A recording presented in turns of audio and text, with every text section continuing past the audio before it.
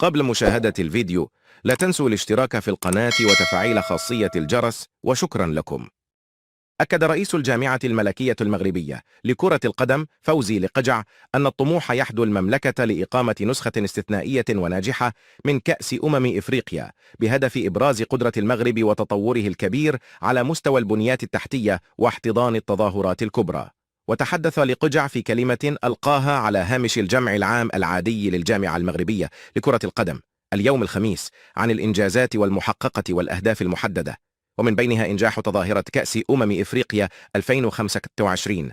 وقال رئيس الجامعة: بلدنا هيعرف تنظيم مجموعة من التظاهرات من بينها كأس إفريقيا، وعلينا أن نبرهن للعام أننا قادرون على تنظيم المونديال، وأننا سننظم أحسن نسخة عرفتها القارة منذ بداية التظاهرة. وتابع: علينا أن نوازن بين بلد يسعى لتنظيم المونديال وتظاهرات كبرى بكل نجاح، وبين تطوير حضورنا الكروي قاريا وعالميا. هدفنا هو الفوز في يوم من الأيام بكأس عالمية في الأصناف الكروية التي نشرف عليها.